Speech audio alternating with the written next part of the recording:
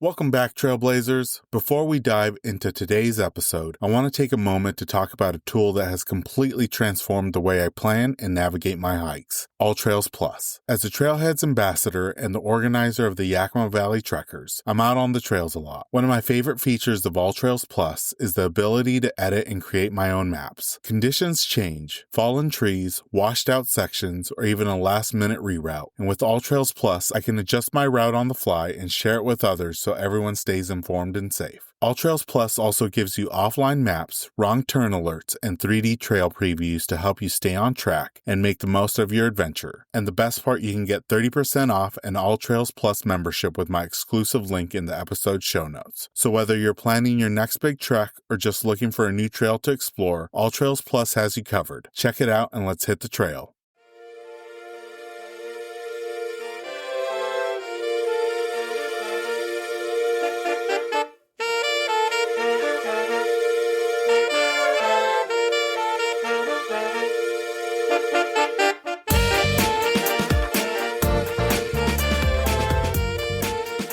Welcome to the Season 13 of the Hikes and Mikes podcast. I'm your host, Ivan, and each week we're hitting the trail through conversations with extraordinary hikers from across the United States and beyond. Winter brings its own kind of magic to the outdoors. Quiet forests dusted in snow, frosty ridgelines glowing in soft morning light, and trails that ask us to slow down, bundle up, and move with intention. This season, I've had the privilege of sitting down with hikers whose stories reflect the same sense of resilience and wonder. From snow-covered summit pushes and cold weather camping lessons to mindful miles on peaceful winter trails, their voices remind us that adventure doesn't hibernate, it simply changes shape. So zip up your puffy, pour something warm into your mug, and get ready. Season 13 is here, and the conversations ahead are as bold, reflective, and inspiring as the winter landscape we love. In this week's episode of Hikes and Mikes, we're joined by Ketul Patel, author, hiker, and business transformation leader, for a powerful conversation about the intersection of hiking, leadership, resilience, and self-reflection. Ketul is the debut author of A Journey of Elevation, a book inspired by his life-changing 12-day trek to Everest Base Camp, an experience that reshaped not only how he hikes, but how he leads and lives. What began as a casual idea among friends quickly evolved into a full-scale expedition, demanding intense physical preparation, mental discipline, and a willingness to embrace uncertainty. Ketul shares how training for altitude, managing ego, and aligning heart, mind, and body became essential, not just on the trail, but in navigating high-stakes leadership, business transformation, and moments of disruption. We dive into unforgettable moments from the Himalayas, standing in quiet reflection at a mountain monastery at sunrise, navigating a dangerous mudslide in darkness and rain, and adapting to a planned sea route when weather shut down flights into Lukla. Ketul reflects on the importance of trusting guides and Sherpas, leading with humility under pressure, and how shared resilience made the journey possible. Parallels he draws directly to corporate leadership, supply chain challenges, and organizational change. This conversation is as much about the inner journey as the physical climb. Ketul explains why Everest Base Camp wasn't the true summit, how disconnecting from constant digital noise brought clarity, and why everyone, hiker or not, needs their own base camp moment to reset, recalibrate, and move forward with intention. Without further ado, let's jump into this episode with our guest, Ketul.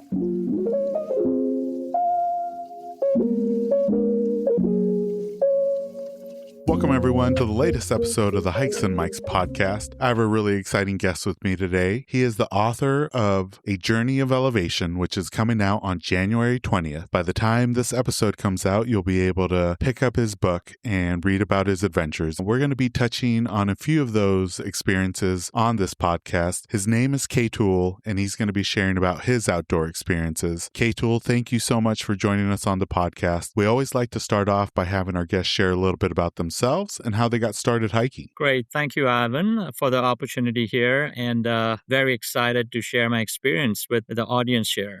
A brief introduction. I'm a supply chain and business operations leader with over 30 years of experience helping organizations drive growth through strategy, operational excellence, and discipline execution. And I've led large, complex supply chain transformation as a corporate executive and as a Big Four consultant over the years, working across across retail, wholesale, and manufacturing environment. And now as a founder and president of Omiya Consulting, I serve as a business turnaround specialist and a fractional COO for mid-market companies looking to improve profitability and scale with like Fortune 500 level rigor. And as Ivan called out, I'm a debut author of A Journey of Elevation, which blends kind of personal adventure with leadership and transformation lessons. So very excited to see that book coming out. And how I took on hiking really just started out with, just trails in New Jersey as I'm based there and going through local trails years ago. And then gradually we kind of started to do more adventurous kind of trails. And that's how I got started before we kind of took a leap to really venture out in the Himalayas. The East Coast is still very much on my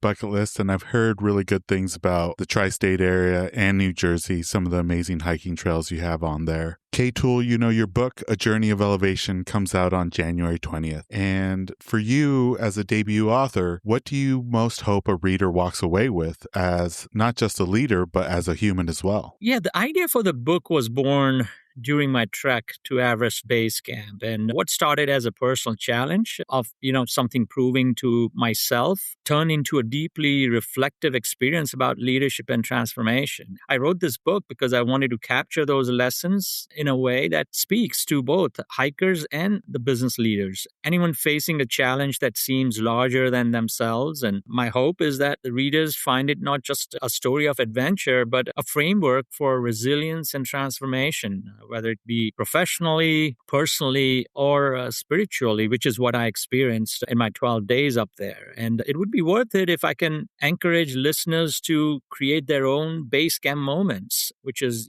kind of pause in daily life to recalibrate, reset, and truly reemerge with intentions. And Ketul, I feel like this idea is something that I think a lot of us have experienced in the sense of, it started as maybe we'll hike the Himalayas, but then it became let's hike to Everest Base Camp. For you, what was the exact moment where it flipped from that casual conversation to we're actually going to be doing this? Yeah, we started discussing the journey amongst a larger group of friends, including my wife. However, when a smaller group of avid hikers emerged from the initial RSVPs, an idea to explore Everest Base Camp was introduced by one of the hikers. And with the professional backgrounds that each of us had, we agreed to follow a methodical process because initially it was, are you crazy to kind of be doing this? As we had never undertaken anything even upwards of 10,000 feet, let alone going upwards to, 16, 17,000 plus. But then we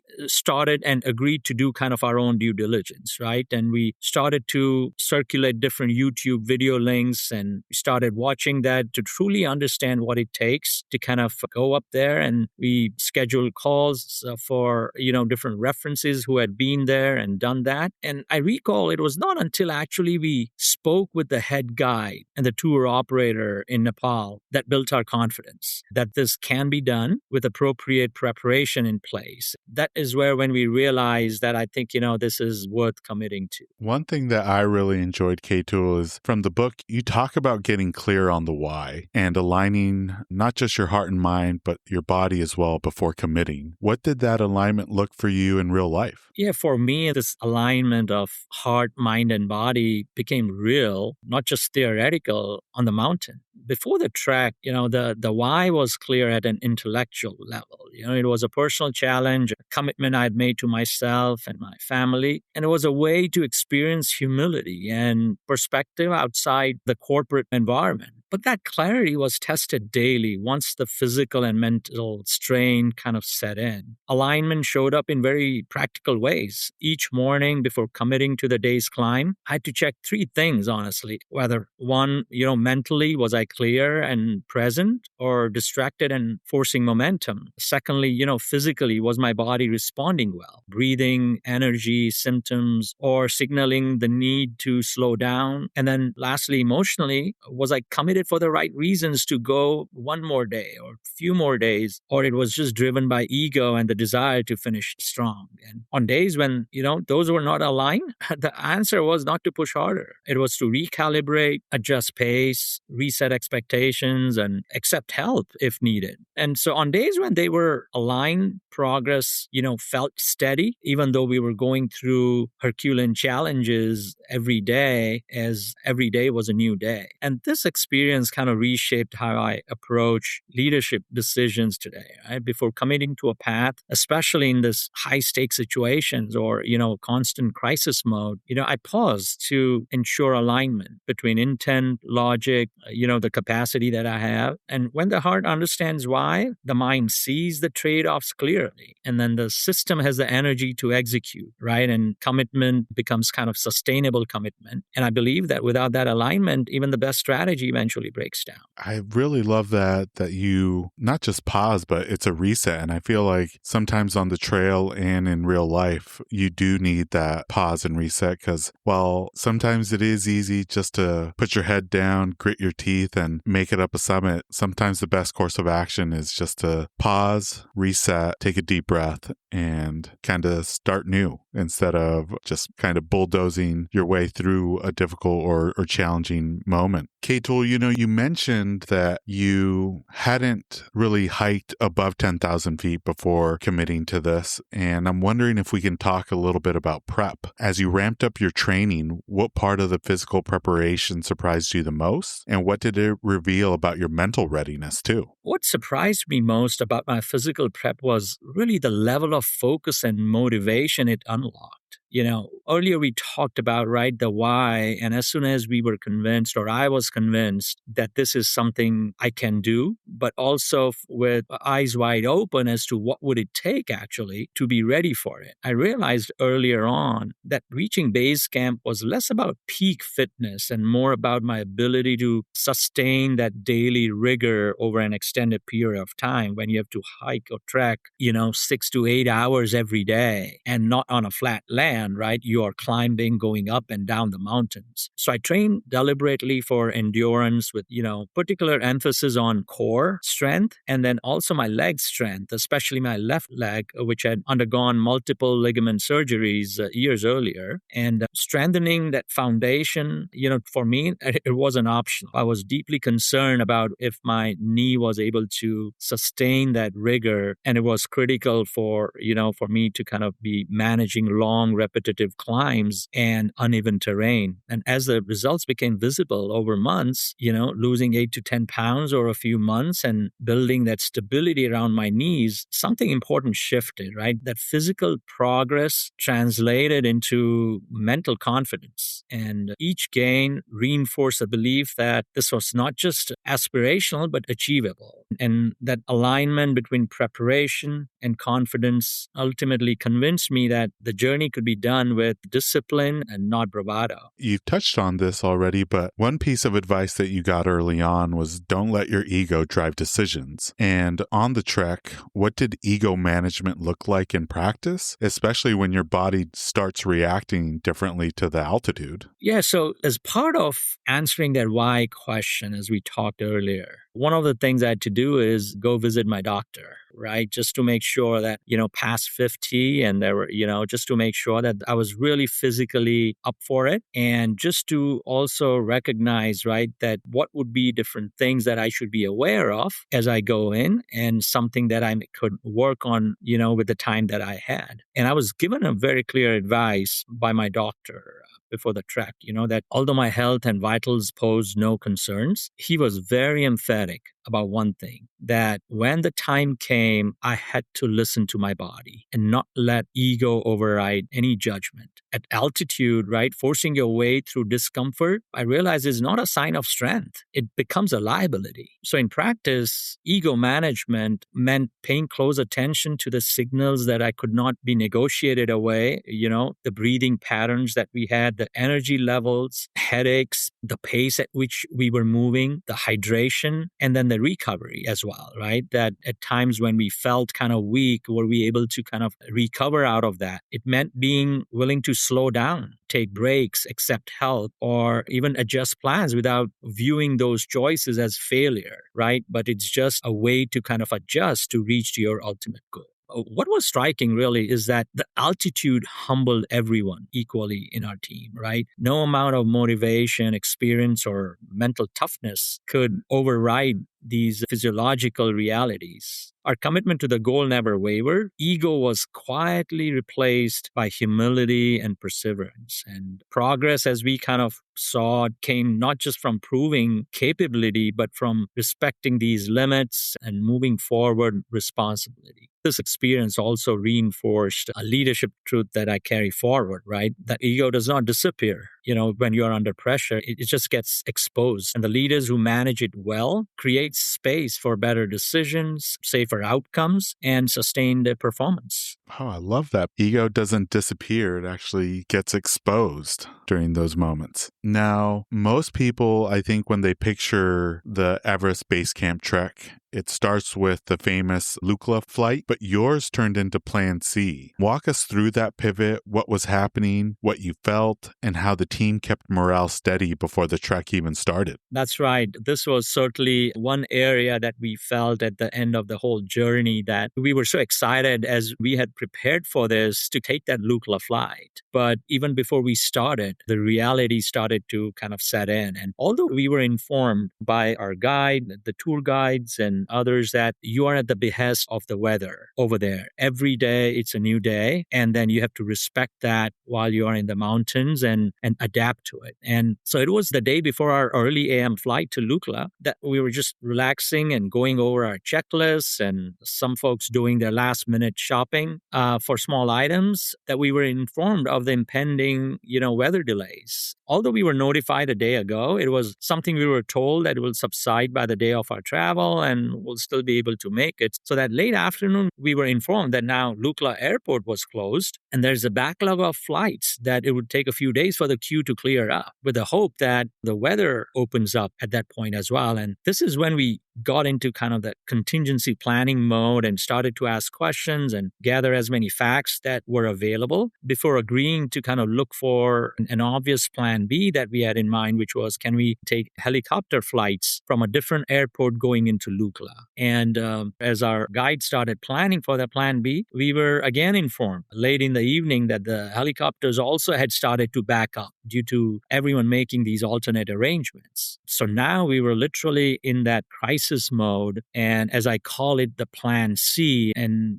get into that plan C thinking. So we had no idea the night before as to how we are going to do, although we were told that maybe we may have to go and drive at a different place and maybe start. They were just kind of pointers. So we went to bed that night with assurance that the guides will find alternate solution the next morning. And this was the plan C that was put together that would require us to drive over 19 hours to a place lower in elevation than Lukla and then hike for 2 days and eventually catch up to our original track. But what that would do is it will add 2 more days to our upward hike. But we realized that this was the least disruptive plan that would still allow us to meet our goal, but it will require altering our trek route in the latter days. Although it was not much clear what the future trek is going to look like. Due to the time constraints, we made a group decision to move forward. Because one thing we had, even when we had agreed as a team, right, to go on this journey, we were like, hey, let's try however high we go, that would be the highest we would have ever been. So let's enjoy that. Although there was a bit of skepticism with a feeling that we'll enjoy the journey wherever it takes us in this beautiful Himalayan region. And that's what kept us going. And so even during our journey, we kind of made a point to stop at different places and, enjoy and crack jokes and made it as lighter as possible. I got to ask, Ketul, because you ended up doing this plan C that required you to tack on an additional 2 days of hiking, were there other groups that were doing the same plan C as you, or was it kind of split between alternative helicopters, cancellations, or other avenues? Yeah, so initially we thought that we were the only crazy ones taking this plan C route. But on the way, obviously, right, we wouldn't couldn't see that anyone there except for the second or third day of the hike where we started to see, few hikers, but not that many that who had also kind of used that same route going through more primitive kind of tracks in the Nepal region. So yes, there were others as well that eventually had started kind of go that way, but not that many though. I feel like you have mentioned that this was a physically demanding trek, but I feel like you described the trek as a mental odyssey, waking up ready to climb again for 12 days straight. What was your reset button each morning? Yeah, our reset button actually started the night before.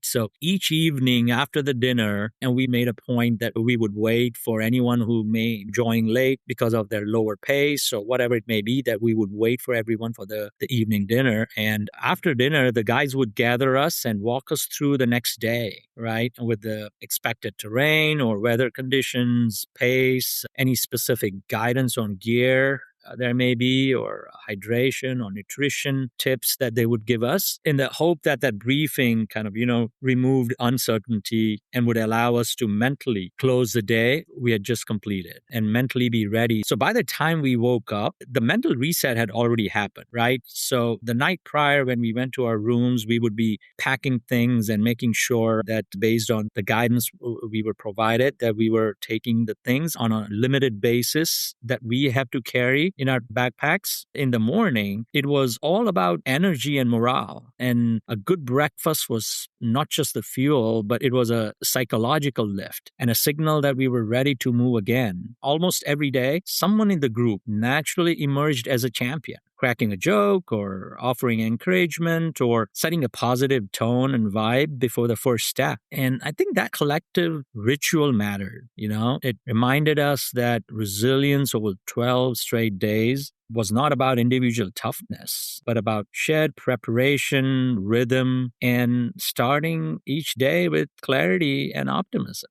Yeah, it seems like you had a really great team on this trek. And I feel like anyone who's been hiking, whether they're just starting off or they're an experienced hiker, there comes a trail or a trek that really pushes them to their limits. I feel like that a lot of us that do climb to summits or to high elevation, there are those moments where you genuinely question whether you can continue. Was there a moment on this trek for you where you kind of questioned whether you were going to make it to base camp, and what got you through that specific low point? Yeah, so I didn't reach a point where I questioned whether I could continue, but I did have a defining scare on the very first day that forced me to confront whether my body could handle the altitude all the way to the base camp. And this was like after, our initial grueling 19-hour car journey that I talked about. My body was already fatigued and cramped when we were dropped off, because this was that Jeep ride in a not very comfortable Jeep that they use there. And when we were dropped off for a 3-hour hike to the next tea house, expecting kind of cold conditions, I had layered up a bit more than I should have. And once the climb began, I made a classic mistake. I hiked as if I were on a familiar New Jersey trails and wanting to be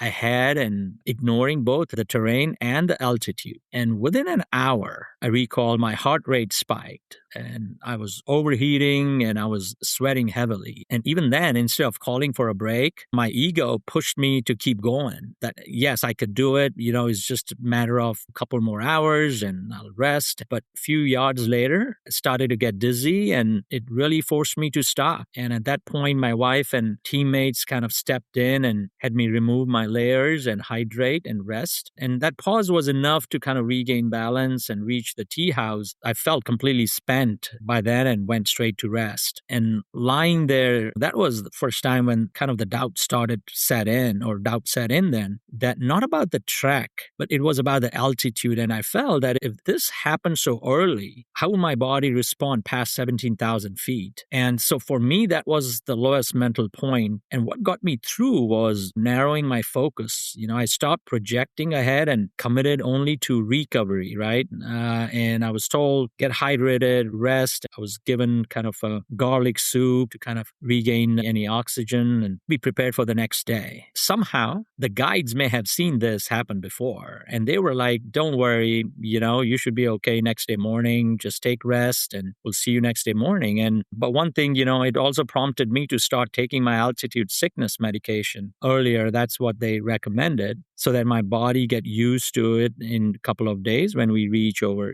10,000 feet. But this moment kind of reinforced a lesson, I carried for the rest of my journey, that you don't overcome uncertainty by looking too far ahead. And you do it by stabilizing, learning, and being humble around altitude and taking, a disciplined step forward. You've kind of touched on this, but your team really helped one another out through the entire trek, and your group had a mix of backgrounds. You had engineers, technologists, and entrepreneurs. And for any of us who lead group treks or have been part of group treks, you know that the dynamics can be challenging and rewarding at times. But in your trek, what dynamic surprised you the most from your team? I think when we were under stress, the behaviors that helped us most were simplicity, humility, and just mutual awareness. And at that point, the titles, professions, or problem-solving styles that each one of had, from our corporate kind of experiences faded quickly once fatigue and altitude set in. So what mattered was how we showed up for one another in very human ways, checking in, sharing supplies, and adjusting pace, and speaking up early when something felt off, or even checking on others to make sure that they are not overstretching. And one of the most effective behaviors was listening without debating.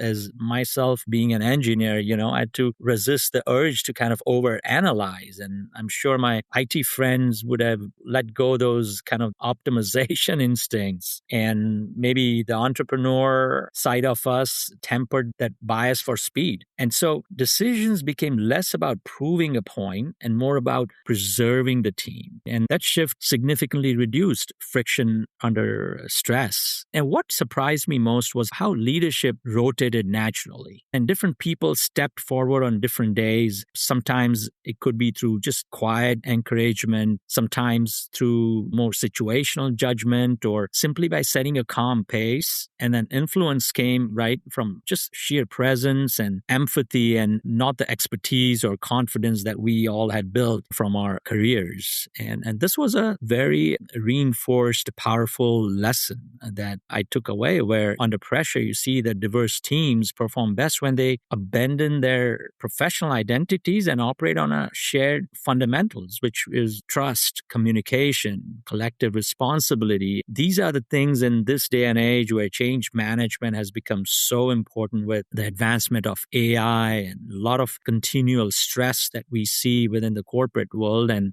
it reinforces that stress doesn't just test teams, it reveals, whether they can truly adapt together. I think that's a very important takeaway I have. And now, Ketul, one moment in the book that really stood out for me was the mudslide day. High consequence, narrow margin for error, and a total reliance on your guides and Sherpas. What did that day teach you about trust and decision-making under uncertainty? Oh, that was a big day for us. This was the first full hike day, and it turned out to be a 13-hour hike, and the last 2.5 hours going through sheer darkness, rain under headlights. And so that mudslide day was a sharp lesson in trust without full visibility. As the conditions were deteriorating, right, there was rain, darkness, unstable ground, and the margin for error was extremely narrow. And in that environment, your independent judgment at that point was so limited. None of us had the vantage point or experience to safely assess the terrain on our own. So really our decision-making shifted from kind of analyzing it to really earn trust, right? And so we had to completely rely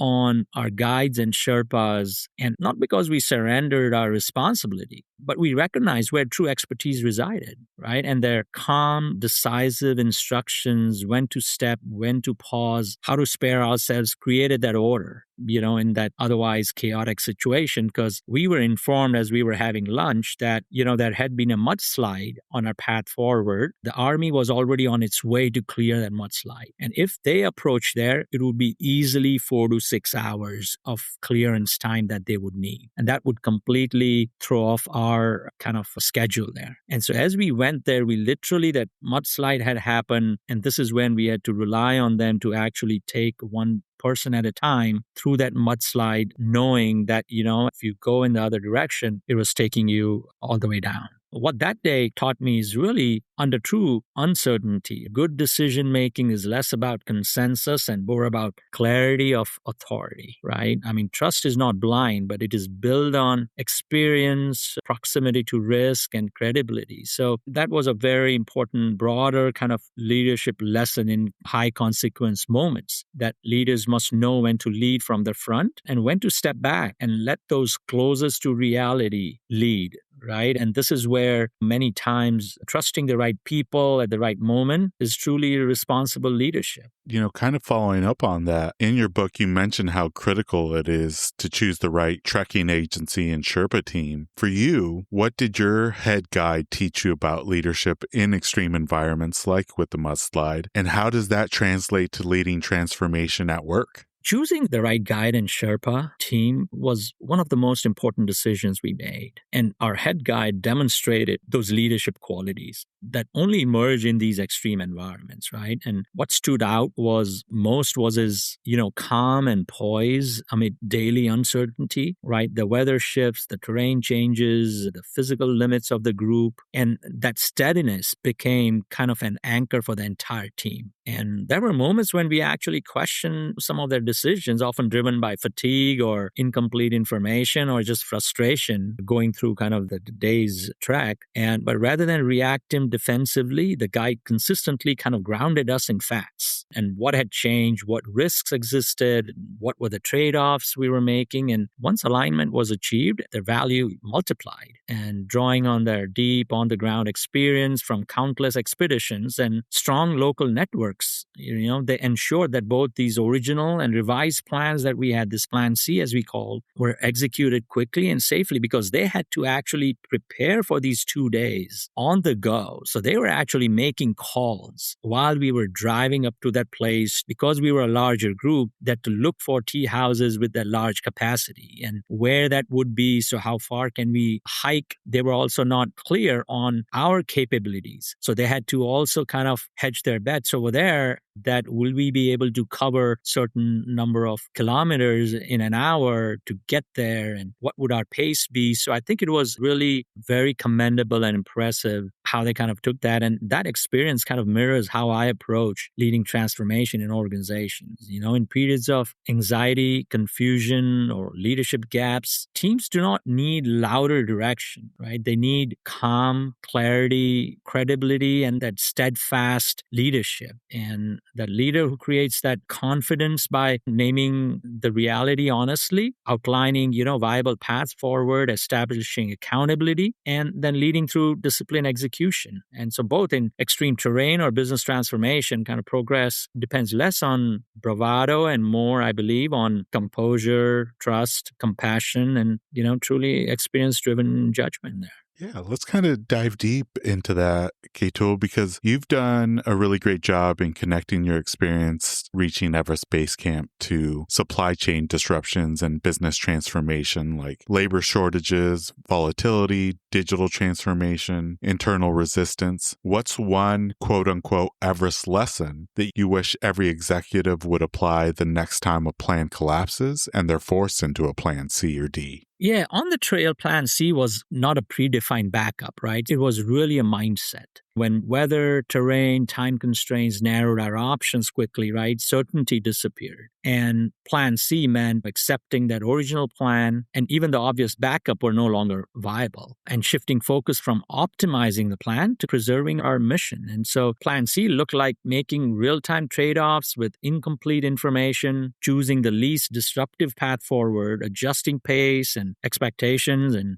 also redistributing effort and aligning the team around what success now meant under new constraints. It required decisiveness without false confidence and flexibility, right, without panic. So this is actually different from our conventional contingency planning in organizations, and that which is traditionally done, which often assumes predictability and relies on pre-approved alternatives. And Plan C thinking recognizes that not every scenario can be anticipated. And we have seen this in a corporate world, going as far back as even the pandemics, and now with all the geopolitical, economic, cultural dynamics that we are in a state of constant crisis, which is kind of trying to figure out constantly our Plan Cs. So this Plan C thinking, is what values judgment over process, or principles over, traditional playbooks that may be, or speed of alignment over more analytical precision. So the mountain reinforced that, in moments of true uncertainty, resilience does not come from having more plans. It comes from the teams that can recalibrate quickly, trust one another, and move forward together when the map no longer matches the terrain. And I think this is a very important lesson for the leaders out there as well, as we take organizations through disruptions or transformations. Yeah, I think in these moments of constant crisis, whether you're in business or in leadership, those are great reminders to know. Kind of switching gears, I do want to take listeners to a very,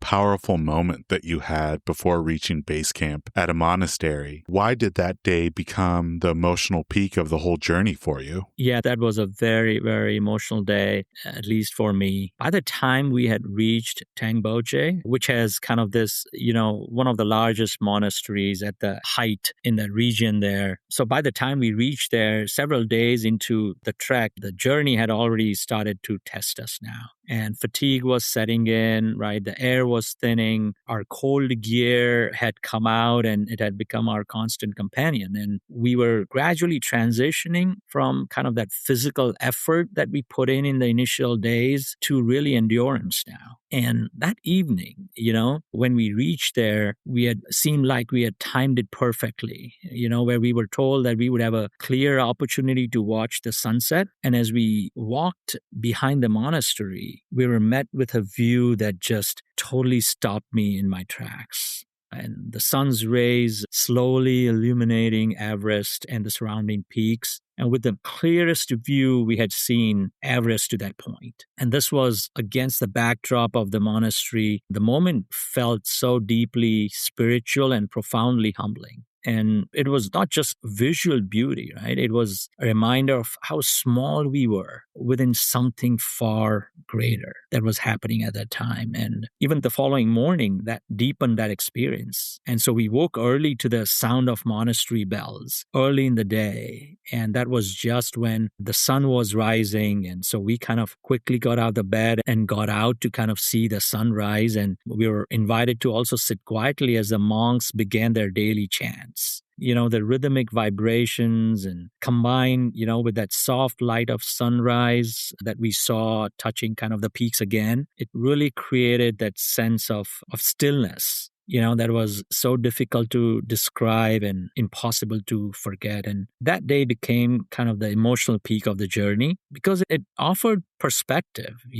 before achievement. And it kind of grounded the ambition in humility and effort and gratitude. Before reaching base camp, I was reminded that the true reward of the climb was not the destination itself, but the awareness, reverence, and the inner calm we gained along the way. And so it was that journey and not the destination. Beautifully said. I do want to take listeners to base camp, because after you finally reached base camp, how did the descent change your reflection? And then for listeners contemplating a big, scary leap, what's your best advice for taking that first step anyway? We live in a world that celebrates constant motion, right? Emails, texts, posts, chats, meetings, pings, alerts. And the Himalayas forced me to disconnect. And for 10 days, there was no Wi-Fi, right? No phone service. If we needed it for urgency, it's only at the tea house we had to pay for a connection and quickly make calls, and that was it. And it was just the sound of wind and boots on gravel. And at first it was unsettling, right? That how could you not use your phone or check anything and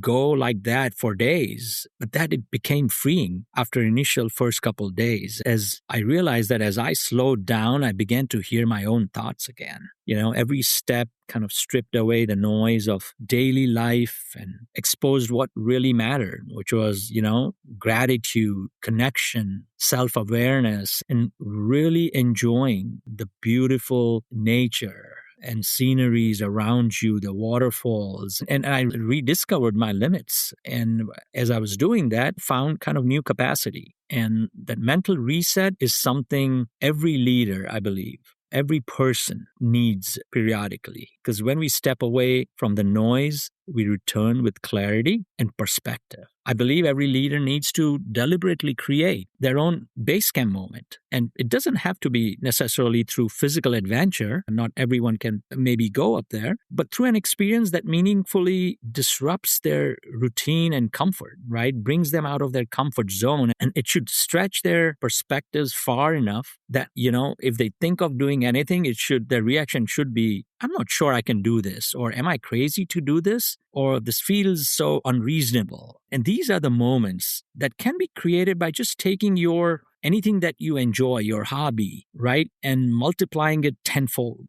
If you're enjoying music, if you're a musician, move beyond just playing and commit to maybe composing, producing, or releasing an album. If you enjoy working on cars, then, take on the challenge of restoring or modernizing an old vehicle, right? And do a retro there. So what this does is it shifts, right? The shift happens from casual interest to full ownership. And this introduces the uncertainty, discipline, and vulnerability, right? Which are the same forces that then sharpens your judgment, whether it be leadership judgment or something that you may benefit from in your personal life, but it will be very invigorating. I have to agree with you. I think moments that force you to get out of your comfort zone and stretch both personally, emotionally, physically, mentally are some of the most rewarding moments, at least personally speaking for me. So I love how you said that. And yeah, I know this is coming out at the beginning of the year, so people might already have resolutions, but I think it's good for folks to do things that put them outside of their comfort zone. And I have a few of those on my resolutions or to-do list for 2026. So yeah, beautifully said, Ketul. Really appreciate it. We're getting to the end of the podcast, and these last couple questions, Ketul, are questions that we like to ask all our guests that come on the podcast. The first one is for a lot of hikers and backpackers, we tend to do regular routines, whether it's on the summit or maybe it's at the end of the hike.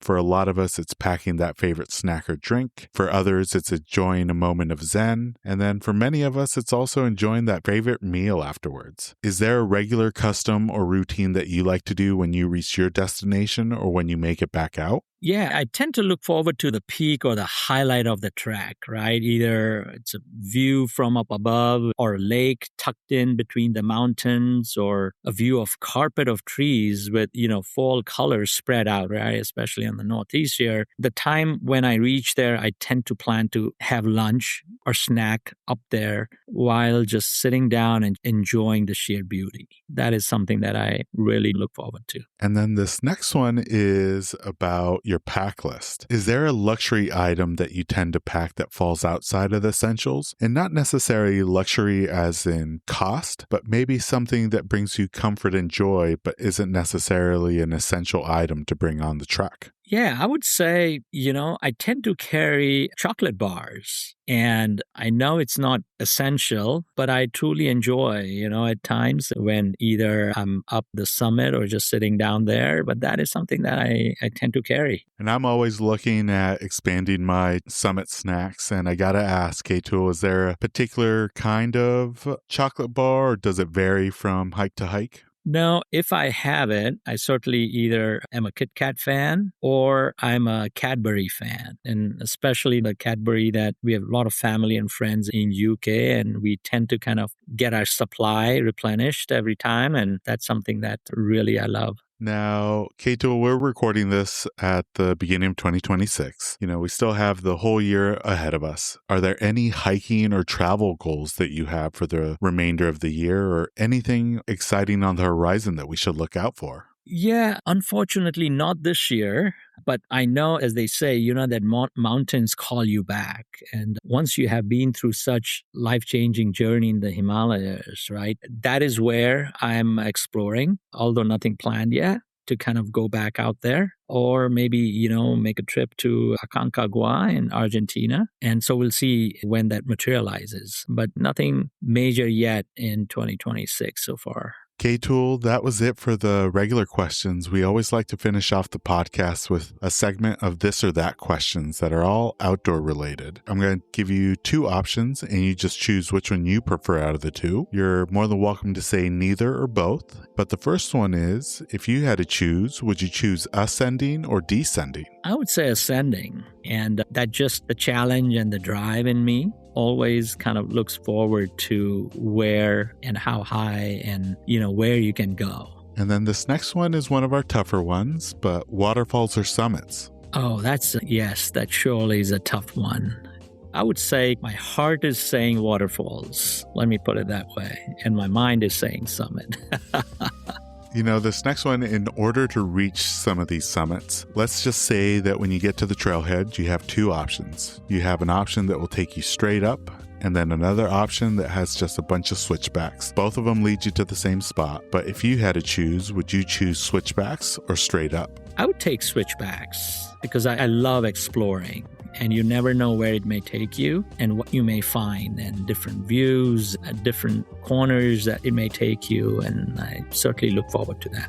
And then this next one is our most controversial one, but trek poles or freehand?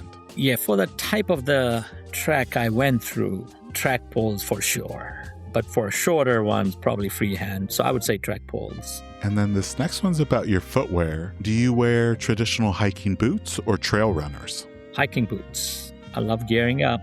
Now, these next couple are some of the hardest ones on the list. The first one is, when it comes to trail systems, do you prefer a loop trail or an out and back trail? Loop trail. And then if you had to choose, would you choose a sunset hike or a sunrise hike? Ooh, that's a tough one too. I would say sunset. I think I know the answer to this one, being based out of the Northeast, but you might surprise me. But if you had to choose between these two, spring wildflowers or fall colors? Yeah, fall colors. And then when it comes to your water carrying system, do you use traditional water bottles or a water bladder or hydration pack?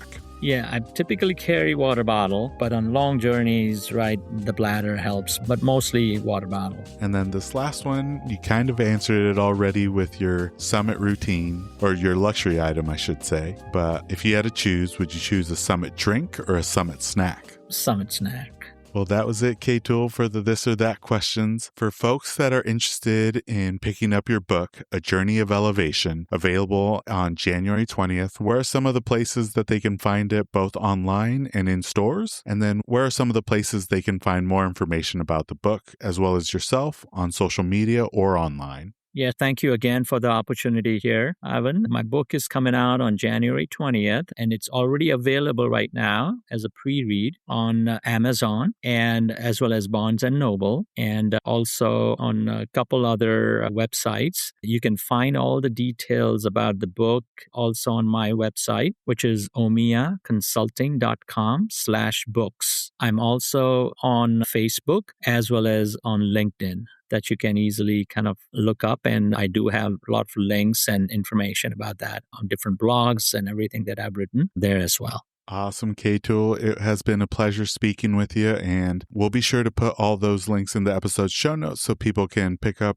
Journey of Elevation, available January 20th, and we'll put it both the online links like Amazon, Barnes & Noble, as well as you can support your local bookstore by having them order it. Ketul, it has been a wonderful time speaking with you about your journey and the lessons that you've learned on this trek. I really look forward to seeing what 2026 has to offer, and for folks to pick up this book and enjoy the insights that you've been able to share from your experiences navigating to Everest Base Camp. Thank you, Ivan. It was a pleasure and really enjoyed the conversation. You had very insightful questions there. And for the listeners, I look forward to hearing from you back. If you had a chance to read the book and, as to what are your insights there. So feel free to drop me a line. Thank you. And that brings us to the end of this episode alongside Ketul. We extend a heartfelt thanks to him for joining us on the podcast. Be sure to check out his book, A Journey of Elevation, available now. And for more, be sure to check out the episode show notes. This episode of Hikes and Mics was produced by Jordan Smith. Be sure to follow her adventures on Instagram at jordan.journeys. New episodes will drop every Monday throughout the winter hiking season, with the occasional Friday bonus episodes along the way. To make sure you never miss out a moment of these inspiring trail stories, hit that follow or subscribe button. Your support truly keeps the community going through every season. Don't forget to connect with us on Instagram at Hikes and Mics. That's where you'll find behind-the-scenes episode visuals, my own winter hiking adventures, and plenty more to keep the cold weather stoke alive. As we wrap up today's journey, remember, even when the trails are quiet and the mountains are blanketed in snow, the spirit of adventure is still very much alive. So tread those happy trails, stay warm out there, and keep exploring. Until next time, my fellow hikers, happy hiking. This episode's music was created by Ketsa. Follow along with him on Instagram at Ketsa Music.